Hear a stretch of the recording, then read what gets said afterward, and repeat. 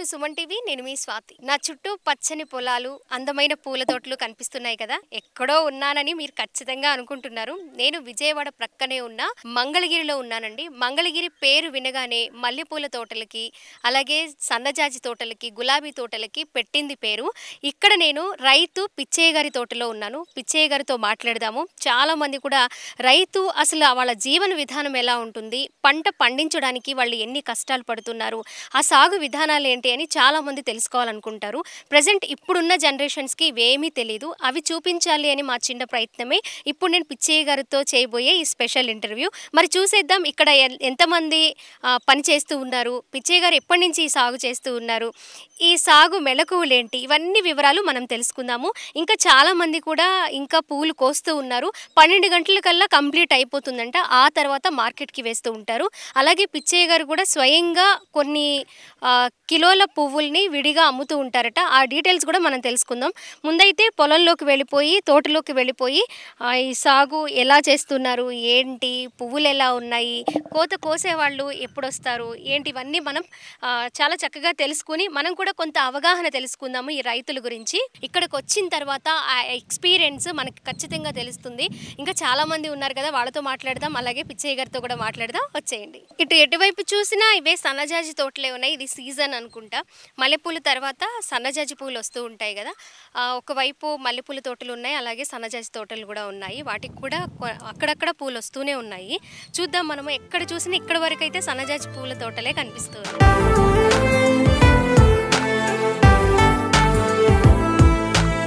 బాధలు అట్టాగుండయి. ఆడ చూస్తే రేట్లు లేవు, ఏడు చూస్తే కోసేవాళ్ళు ఎంత డిమాండ్ చేస్తున్నారు. ఆటోకి 50 రూపాయలు, కోస్తే 120 రూపాయలు అడుగుతున్నారు. ఆడేస్తుంది 50 రూపాయలు, 60 రూపాయలు, 70 రూపాయలు. ఏదైనా పండగ సీజన్లో వస్తే 200. ఎప్పుడన్నా ఒకసారి 300 వేస్తారు. ఏది మా కళ్ళనీళ్ళు దుడతానికి 300 వేసి 30 రోజులు 30 రూపాయలు చేస్తారు. ఒకరోజు 300 వేస్తారు, 30 రోజులు కూడా మాకు 30 రూపాయలు లెక్క చూపిస్తారు సినిమా. ఏం చేస్తాము మేము చేసేది ఈ పని, అందుకని ఇది అవుతున్నాం. ఏం చేస్తాం మేము?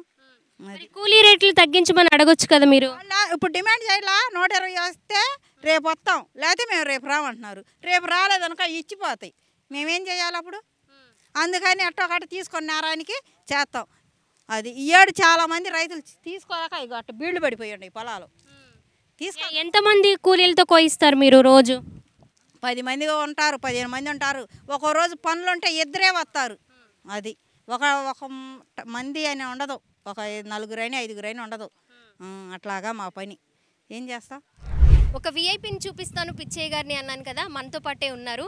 మరి 3 ఎకరాల్లో సన్నజాజి సాగు చేస్తూ దిగ్విజయంగా వ్యవసాయంలో ఆయన సంతోషాన్ని వెతుక్కుంటూ, ఫ్యామిలీని చక్కగా చూసుకుంటూ, పిల్లల్ని చదివించుకుంటూ ఆయన చాలా సంతోషంగా ఉన్నారు. ఇప్పుడు అసలు ఆయన ఎక్స్పీరియన్స్ ప్లస్ ఆయనతో మనం మాట్లాడి ఇంకొన్ని విషయాలు తెలుసుకుందాం.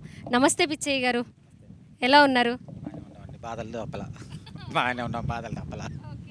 అసలు ఏంటి సన్నజాజి సాగు, ఎన్ని మనసు ఉంటుంది, ఎలా స్టార్ట్ చేస్తారు, ఏంటి విధానం ఏంటి? కౌళ్ళు కట్టుకొని రేతుని పొగులని లేకుండా నీళ్ళు పెట్టుకొని మందులు వేసుకొని గిడతల్లా మనకి చిన్నపిల్లలు తగినట్టు దాకాల్సింది. అప్పుడు దాకా అసలు మాకు గిడతలు అసలుకి. ఒక సంవత్సరం మంచిగా ఉంది, ఒక సంవత్సరం డల్ అయింది. 4 సంవత్సరాలకు ఒక సంవత్సరం కలిసి ఉపయోగం ఉంది. 3 సంవత్సరాలు ఏం చేయాలి? 4 సంవత్సరాలకు ఒక సంవత్సరం కలుగుతుంది. ఈ 3 సంవత్సరాలు అప్పులు తీసుకొచ్చి పెడతామే. అది మాకు. రైతుకి అసలు ఏం తెలియదు. ఈ పొలం దున్నడము, పంట పండించడం, ఇది తప్ప లాస్ అయినా లేదా వాళ్ళకి కలిసి వచ్చినా ఇదే పట్టుకొని ఉంటారు అని చాలామంది చెప్తూ ఉంటారు. చదువులు లేవు, మాకు చదువులు లేవు. మాకు వచ్చిన చిన్నప్పుడు అని చేసిన పని ఇది. ఇవాళ మేము ఇంకో పని చేయలేము. అందుకని లాస్ కానీ లాభం కానీ అదే పని చేసుకుంటాం. ఇప్పుడు ఆగస్టు సీజన్లో కొంచెం పెళ్ళిళ్ళు ఇవన్నీ ఉన్నాయి కాబట్టి మీకు రేట్ వస్తుందా పిచ్చయ్య గారు? అప్పుడు ఈ జాజి పూలు ఉండవు, మల్లెపూలు ఉంటాయి. అప్పుడు మల్లెపూలు ఉన్న టైంలో ఏం చేసి కుళ్ళుడు పడుతుంది. పైకి పువ్వు బాగానే ఉంటుంది, లోపల తినేసిద్ది. 2 రోజులు చేయని మొత్తం ఎర్రమగ్గ పడిపోయింది. ఇంకా ఖాళీ కోసే పని ఉండదు. ఎక్క మల్లెపూలు చిలకన్నా 10 రోజులు ఉంటే మళ్ళీ 40 రోజులు ఉండవు. పూలు ఉంటే రేట్లు ఉండవు, రేట్లు ఉంటే పూలు ఉండవు. ఇప్పుడు మల్లెపూలు 500 ఉంది. ఎలా నాకు ఇంకా 2 ఎకరాలు మల్లె తోట ఉంది. ఎక్కడా చేయబెట్టే పని లేదు. ఎందుకని? ఈ వానలకి ఎర్రమగ్గ పడిపోయినాయి. చేయబెట్టే పని లేదు, గిడతలేదు. అందుకని ఆ టైముని బట్టే ఎంత టైం ఉంటుందో అంత టైం వరకే మనకి ఉపయోగపడతాయి. ఆ పూలు వచ్చినా యూజ్ ఉండదు ఇలా జరిగితే. అందుకే ఈ 70 రూపాయలు 80 రూపాయలు వేసిన రోజు అక్కడికి వచ్చి అమ్ముకుంటాం. మరి కోతకులు అన్న వాళ్ళకన్నా రావాలిగా. ఇంకా ఇవాళ వస్తున్నాను నేను ఆడకి మార్కెట్కి వేస్తాను. విజయవాడలో ఎక్కడ అమ్ముతారు? ఇవాళ నున్న రోడ్లు మన పిల్లలు ఎంతమంది పిచ్చయ్య గారు? ఒక అమ్మాయి ఒక అబ్బాయి. ఏం చేస్తుంటారు?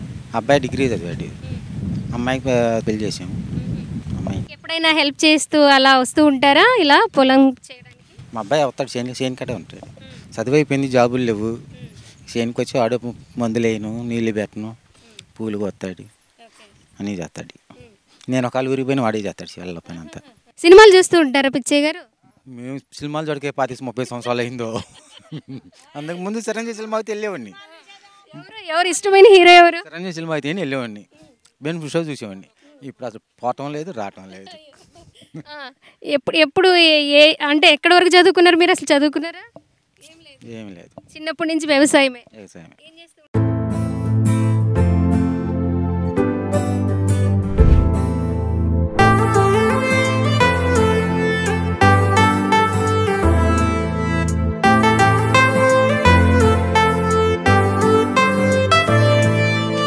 4:30కి లేచి ఏం చేస్తారు మీరు?